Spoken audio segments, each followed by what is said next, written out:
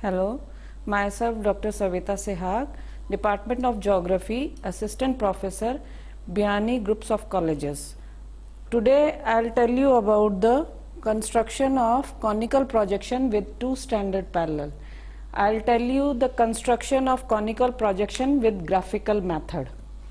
Now, if a question is given to us that construct a conical projection with two standard parallel at an interval of 10 degree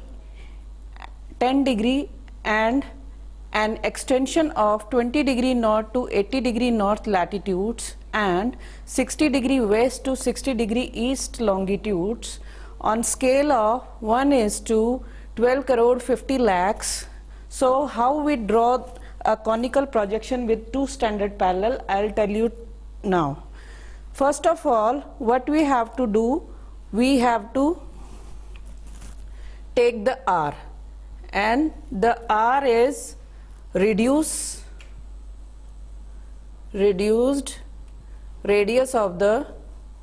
So first of all, we have to find out the R. How we find out the R? First we take the radius of the reduced earth, radius of the reduced earth.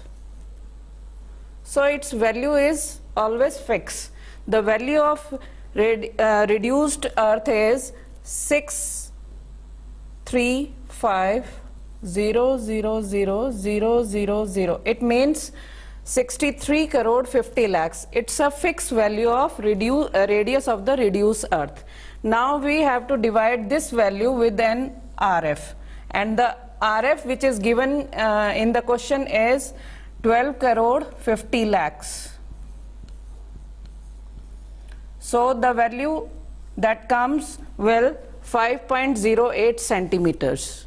Now this 5.8 centimeters, we draw a line of 5.08 centimeters. To find out the R, what we have to do, we have to write 63 crore 50 lakhs, which is the radius of the reduced earth and which is a fixed value, and then we divide this value with our RF which is given to us in the question, and that is 12 crore 50 lakhs. So the value that comes after dividing this value with this value, our R is 5.08.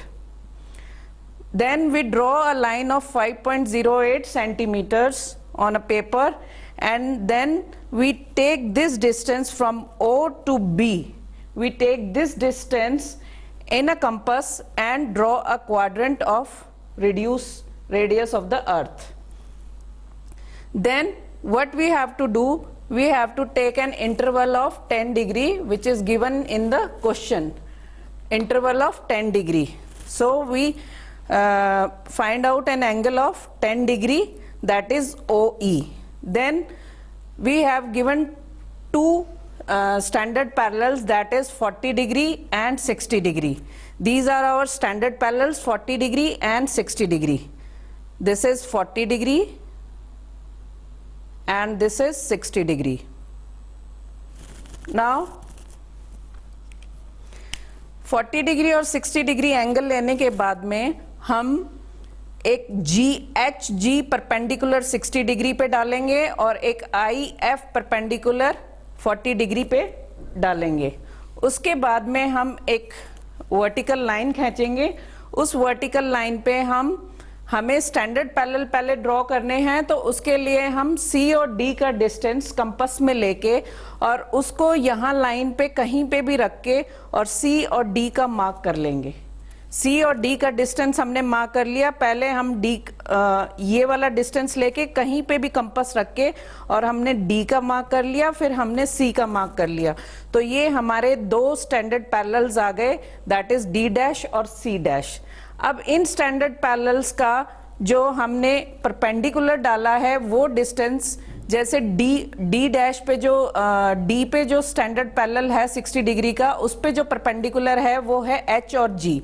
तो H और G का हमने ये वाला distance लेके और इस distance को आगे एक्सटेंड कर दिया, जहां हमने मार्क लगाया था उसको हमने आगे एक्सटेंड करके उसको नाम दे दिया H डैश। और ऐसे ही हमने I और F का डिस्टेंस यहाँ से लिया और इसको हमने C डैश पे यहाँ आगे एक्सटेंड कर दिया और हमने इसको नाम दे दिया I डैश, और फिर एक लाइन को पोल से हम ज्वाइन कर देंगे।